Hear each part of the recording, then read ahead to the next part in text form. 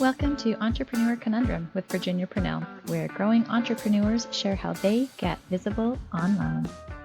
Hey everyone! Today I'm talking with Avrohom Jacks about how entrepreneurs can grow their companies without growing their stress. Avrohom is a serial entrepreneur, business coach, and best-selling author who's no stranger to the ups and downs of startups. With decades of experience in strategy, leadership, and innovation, he helps founders grow their companies without growing their stress. His Amazon bestseller, Stress Less, Prosper More, is transforming how purpose-driven entrepreneurs build their businesses. A former rabbi and now COO of an AI legal tech company, Avrohom brings a unique mix of clarity, storytelling, and strategy to every adventure. Welcome, Avrohom. Thank you, Virginia. I'm so excited for our conversation today. Thanks for being with us. So how did you end up where you are today? Oh my goodness. How long do we have? So I'll tell you that I started speaking in public, and as part of my speaking, people would come up to me afterwards and say, "Hey, that was really neat what you said. We have a problem, and I wonder if you could help us solve it." So I started helping people solve, and that became my 5 to 9. I had a 9 to 5 job, but that became my 5 to 9, where I started coaching and consulting with business leaders. And I like to tell them I help them scale their businesses like crazy without going crazy. And that resonated with a lot of founders and business owners. I figured they were probably feeling like they were going crazy. And one client turned into 2 to 5 to 10 to 15. And that's how I got here. Fun. Who would you say is your ideal avatar or client? My ideal client is a founder, owner who's scaled their business already to the $1 to $5 million mark, but they feel stuck. They feel that they're not scaling further. They've hit some kind of a barrier or a ceiling, and they're also probably feeling a little bit burnt out. I always tell my clients that I ask them, what do you think is the greatest asset that your business has?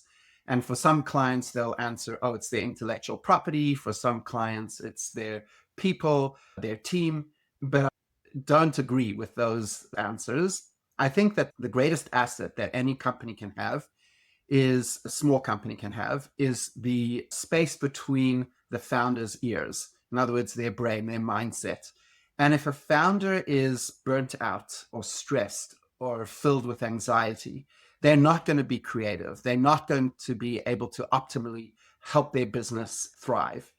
So I help founders with their mindset, but also at the same time, I help them practically with marketing strategies and partnerships and things that can help boost and scale their business. So scaling their revenue, keeping an eye on costs all the time so that the businesses are profitable, and then looking at the mindset to make sure that the founder is functioning optimally and can push their business through to the heights that it can achieve.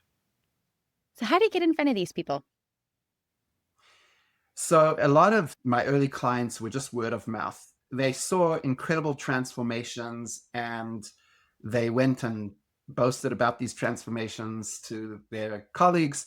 And that's how I got my early customers. And of course, referrals are the best customers. They're the cheapest to acquire. They're the easiest to close.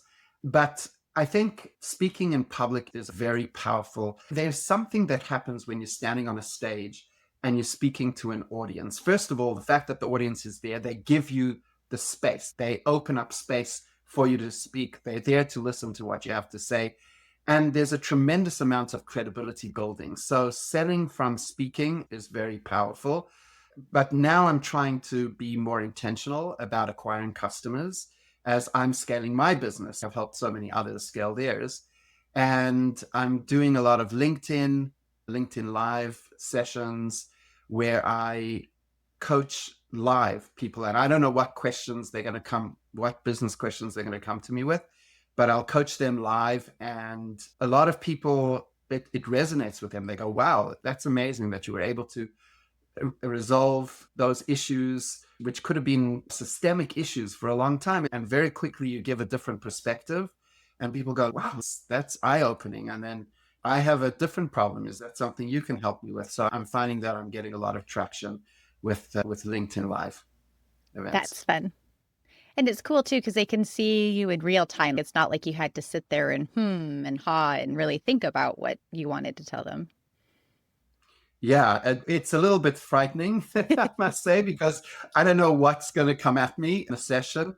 And it's like all over the place. One person will ask, like, how do I raise funds for my business? Another person would say, how do I define my niche? Do I even need to define a niche? How do I define my offer? It's all over the place. And how do I price my product or service? So I don't know what's going to come up. And then things come up from left field as well. And we just go with the flow and have a lot of fun with it.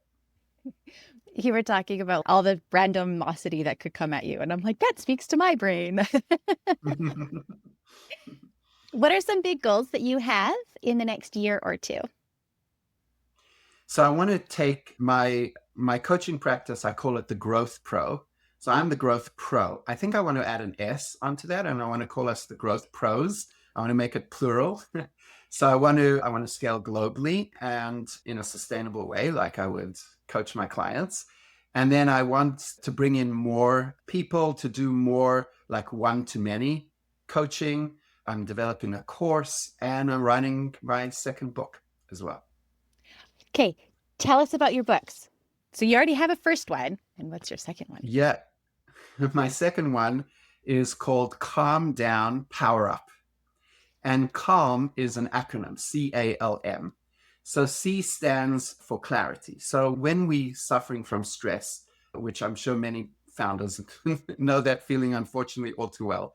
When we're suffering from stress, just gaining clarity about what is causing the stress, and even just understanding what stress is from an evidence-based scientific standpoint, is actually very calming just in and of itself. The C in calm stands for clarity, getting clarity on what are your stresses and how bad they really are, and also what is stress. The A stands for agency. Agency means how we conquer our stress, how we don't let it conquer us, but we become the master of it. And so there's really a lot of very practical tools in the agency portion of the book. L stands for lifestyle. There's little lifestyle things that we can do that make a huge impact on our mindset, on our anxiety, on the amount of burnout that we're experiencing. In the lifestyle, I'm looking at things like what I call fun. Sun is fun. Sun is fun means getting out into nature, getting exposure to sunlight on a regular basis, doing forest bathing, things like that. Food is mood. There's a growing body of science that is proving that there's a real connection between our gut health and our mental health. The book will talk about that. Motion is potion. Just making sure that you're in motion, that you're exercising regularly. Sleep and reap the benefits of it. Good quality sleep, sufficient amount of sleep. These are vital for running your business, by the way. These are for everything in life, and certainly for being a business owner where you have to make quick decisions, where you have to have that clarity. And then less screen is more serene. So the more we can get off our screens, that's also another lifestyle hack that can help us with our mental health. And connection is protection. So connecting with other humans, not artificial intelligence, but real human intelligence, connecting with other people, having intimate relationships with other people.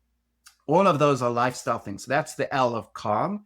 And then the M stands for multipliers. So that's just little hacks that you could do to boost everything else. That's the structure of the book, the upcoming book. And it's all about our mental health as it pertains to us being effective business managers. When are you hoping that your second book will come out? Oh, I hate answering this question because it's always later than I think, but hopefully by 2026. All right, so we will keep an eye out for that one. Please do. So what about your current book, The Stress Less, Prosper More? Yeah, Stress Less, Prosper More is less practical, I think, than Calm Down, Power Up, although it has a lot of practical exercises and tools within it. It's more from a theoretical standpoint. I like to joke that I don't really do research, I do me search. So what I do is everything I write about is evidence backed. So I am actually a researcher where I look at the evidence, I look at studies, and I try to understand where the science is and what the science is saying. But then I don't just take science word for it. I implement the tools and tips that I gained from the studies on myself, and I see if that helps. And when I started writing Stress Less, Prosper More, I was going through a very difficult period financially in my life. So I had 7 children, 7 of my own biological children in private schools. So just the tuition, I don't even want to tell you what that was. And that's, of course, post tax income that has to be paid towards tuition. I just bought a most magnificent home, the nicest home I'd ever lived in my life. And a couple of months later was let go from my job. So all of a sudden, I looked at myself as a sleep champion. I could get 8+ hours sleep a night, and it would be good quality sleep. And I was generally very positive, had a positive outlook in life. And when this happened, when I lost my job with the mortgage payments and the tuition and the other expenses, all of a sudden I lost my ability to sleep. So like at 2 o'clock in the morning, like clockwork, I was up and that mind was racing. What if they expel my children from school because I can't pay their fees? What if we become homeless? The imaginative tricks that our brain can conjure up and provide us. But it was so bad. It was so ugly and uncomfortable for me to be in that state of stress and anxiety. So I made a resolve. I remember the day I said, you know what? This is not going to define me. Fear is not going to define me anymore. Anxiety is not going to define me. I've got to figure a way. I cannot live the rest of my life like this. This is not on. I've got to figure a way that I can overcome this stress. Then I embarked on this journey of finding out what is it that can help me with my stress, and discovered a lot of really neat tools. I'm going to say implemented them in my own life, discovered a lot of stuff that doesn't work, at least for me. So I was able to, there's a lot of nonsense out there. But so do I sleep perfectly? Have I conquered anxiety to the level that I was before? No, I don't think so. I'm not there yet. There's still room to grow. But boy, oh boy, I'm a much better place than I was in that dark time of my life. Is there something that you can share with us on how to, let's say, be more resilient, or to how to overcome that time of a really big challenge on us, or defeat feeling, or something like that? Sure. So I have 2 tools that I could share with your listeners. The first is the kind of more of a long-term tool. And the second is like an immediate reset. If something just jumped out at you and stressed you, you got that email in your inbox or a bear jumping out of a bush, whatever it is that frightens you. So I'll give you both. Both are very evidence-backed. And the first one, which is a slightly longer term solution, is actually one of the most studied and scientifically validated things that you could do to help you with your mental health. And it's pretty cost effective, doesn't cost much. It costs the price of a pen and a notebook. And what you do is you gratitude journal. So you sit down and you write between 5 and 15 things every day at the same time of day. So it becomes a habit. You write down 5 to 15 things that you are grateful for. And those things could be, yeah, I am grateful for the internet. I'm grateful for my family. I'm grateful for my health. It could be whatever it is. I'm grateful for the money I'm going to make in the future. And you just write that down, and it primes you to start seeing blessing everywhere you go and to start seeing a much more positive life. So I think that's one amazing tool, just gratitude journal. The other thing is more immediate, and it can interrupt if you're feeling very anxious about something. If you've just received some difficult news, it would be quite helpful. And it's called Stop, Breathe, Be. It takes about 20 seconds. And the first thing you do is, if you're alone, you can say out loud, stop. If you're not alone, don't do that. I wouldn't suggest that, but do it in your head, loud in your head. You say to yourself, stop, right? Which is an instruction that you're giving your brain. Then you say, breathe. And when you breathe in deep and you breathe out slowly and smoothly. So at a regular pace, as slow as you can. So the inhale is as quick as possible. You gasp the air in as deep as possible. You fill your belly with air, and then you breathe out slowly. And then the final thing is you say be. And that means just be present. Right now, the things we're afraid of, fear is not a present thing. Fear is what we anticipate is going to happen in the future. So if you could just be present now, right now you're safe. Right now, your boss may have sent you an email. I want to see you in my office. Okay, right now you're not in your boss's office. So you stop, you breathe, you be, and then you understand that right now you're safe. Then you go into your boss's office and you're in a better position to be able to deal with whatever you're going to confront in that encounter. So those are two really cool tools that I've used, taught my clients how to use, and they are just magic. Thank you. You're most welcome. You're ready, Virginia. You're already fulfilling what I said. I said, be grateful. And you said, thank you. So lesson learned. I also had changed my breathing too when you were sharing that. What can you tell us about differentiation is survival? Differentiation is survival. A lot of my clients, when I'm working with them in the initial stages, I'll tell them that if you want to survive, you must differentiate. I call it, there's two types of businesses. There's one business that I call a mainland business. A mainland business to me is a business which is not highly differentiated. It's very commoditized. Whatever service or product is being sold, it's the same. There's a lot of competition. It would be called a red ocean. There's a lot of blood in the water. Everybody's going after the same customers. And basically, they're differentiating on price. So you're compromising on price, right? That's a mainland business. And then I contrast that to what I call a private island business. Now, what's a private island business? A private island is exclusive. People pay money and are happy to because it is highly differentiated. It is unique. There's tremendous value there. It's a much more serene and calm environment. How do you turn one of the greatest ways that you could turn a mainland business, if that's your business, full of chaos and everything, into the calm, serene private island business is through differentiation. Because when your value proposition is highly differentiated from your competitors, then your competitors are like, okay, your customers will beat a path. They'll row their boats or they'll sail their yachts to your private island. So I get a lot of pushback from this, right? Because business people, they want to be everything to everyone. And there's definitely a strong bias for a lot of business people to not limit their revenue by niching down and by being unique and by serving a unique audience. Then I tell them like this. I say, let's take a highly commoditized business. I think one of the most highly commoditized businesses for me is the bottled water business. There is just what do you do with bottled water? You can make a more serene picture on your label, on your bottle. There's very little differentiation. And I get my client to admit that would be a really challenging industry to differentiate with.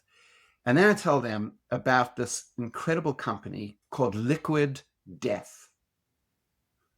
Liquid Death is a very heavy metal water company. To me, it's as if a biker gang would crash a kombucha yoga tasting retreat.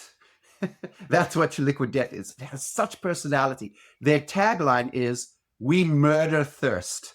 Okay, it's just like violent, it's out there. And it was established in 2019. And by 2023, it was valuated at $4 billion. So they are cleaning up. Their price point is much higher than a regular bottled water company that they would be competing because they have a tribe. They have differentiated themselves. They've created a private island business and people are willing to pay more. They feel a sense of belonging with Liquid Death. And so I think that if they could differentiate in that marketplace, anyone can differentiate in any marketplace. So true. What's the best advice that you have ever received?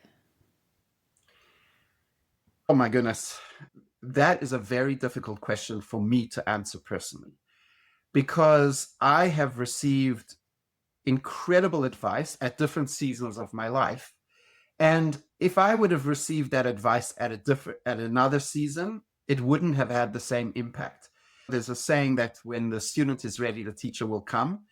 And I think the same goes for advice. At the various seasons of our life, if we are open to it and we have the humility to listen to what the universe is telling us, we will hear the advice that we need at that point.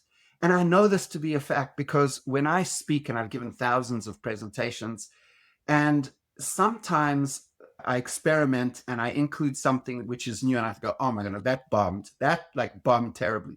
But here's almost the reality. If it bombs in my head, inevitably somebody will come up to me and say that was transformational. That was life-changing. That point that I felt bummed. And if I come off the stage and I say, wow, that point, I crushed it, nobody will give me any feedback because, and this is what I understand, communication is not only about delivering a message, it's about how that message is received. And in fact, it's much more about how the message is received than how I've delivered it. I could say something which I don't even think is so important in a keynote or in a workshop, and that will change a person's life because they're at the season where they're ready to hear that message. So, what advice are you leaning towards in this season? In this season, it's systems. Everything, the theme in my life today is systematizing businesses. So it's a theme that's constantly recurring with my clients. It's recurring in my own, it's coming up in my own business. It's coming up in our house, how we clean the kitchen, system. So creating turnkey systems so that your business can run and grow, even if you're not present. So less that the business needs you and more that it's systems based rather than founder based. And that is creating the best advice in this season of my life is, can you walk away from your business for 3 months, not receive one text message, not one email, not one phone call, and when you come back in 3 months' time, your business has grown and improved? If the answer to that question is yes, then you have bulletproof systems in place. If the answer is no, which it is for, I think, a large percentage of entrepreneurs, if the answer is no, then you need to fine-tune your systems, document them, put them in place, and have them run your business. What's the best advice you've ever given at this point in time?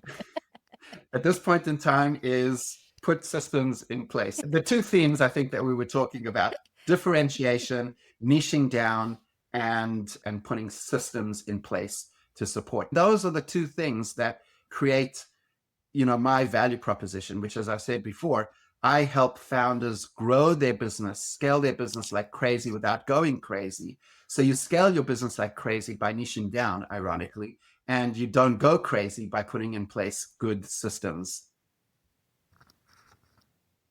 Perfect.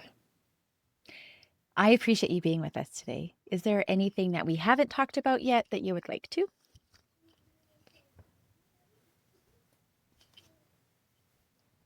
No, we covered the three passions that I have. The first is to guard your mental health as a founder. It's the best asset in your business. The second is to systematize as much as you can. And the third is to niche down and focus, have a beachhead strategy where you open up a small but well-defined niche and achieve your objective. So I think there's three reasons that people start their own businesses, right? The first is because they want financial freedom. And there is no vehicle that I'm aware of that can generate as much wealth as quickly as a successful business. There's just no other way. You cannot work for a salary and achieve the same level of wealth as you can with a successful business. The second reason people go into business is because they want time freedom. Time freedom means that they want to be able to work on what they're passionate about, prioritize things in the way that they want, and work when they want. And the third reason I think that people go into business is because it's a vehicle that can provide impact on the world. There is nothing that you can create more impact on the world than if you have a successful business. It has impact on your clients for sure, on your employees, and could potentially change the world and make the world a better place. So those are the three reasons people go into business. I think that most people find that when they're in business, they are not hitting any of those three objectives or goals. Instead, what they have is a job with overheads, more stress, more chaos, more hours worked, and they're not seeing the financial freedom, they're not seeing the time freedom, and they're not making the impact that they were hoping to make on the world. I think what we spoke about today, the three things of mindset, niching down, and systems, can bring you and your business to those three goals and objectives. How do you manage your time and or have that work-life harmony or balance? So I think work-life balance is a myth. There is no such thing. At least I've never found it. I think that there's seasons again. So there's some seasons where you're prioritizing work, and then other seasons where you need to be prioritizing other things, and you vacillate between those. What I am finding currently, I'm doing research into looking at my energy levels in the day and then time managing to my energy. So I notice I'm trying to become acutely aware of where I have the most creative energy in my day, where I have the most physical energy in the day, where I have the least energy in my day. And then I'm trying to be intentional about putting tasks, like arranging. Thank you so much for joining us today. Be sure to subscribe and leave some love through a review. And I'll catch you on the next episode. So that's a new thing for me. So I've always been a keen time blocker, and I think that's a really good time management tool. But now putting that together with my energy levels is really creating amazing results. So I think at the end of the day, I look back and I say, because I did the creative work when I knew in those hours I knew I'd be most creative, and the kind of tedious work in the hours when I wasn't so creative, the repetitive work and everything, the end of the day, I've accomplished much more. So that's my current research on time management. Perfect. Thank you. Where can we go to learn more about you and what you do and find out more about your book? So thank you for asking. You can find me on my website. It's rabbijacks.com. Rabbi spelled RABBIJACKS, which is my last name, .com. And also, I'm very available on LinkedIn. That's my social media channel of choice. Perfect. Thank you very much for being with us today. You're most welcome. Thank you for having me, Virginia. Thank you so much for joining us today. Be sure to subscribe and leave some love through a review. And I'll catch you on the next episode.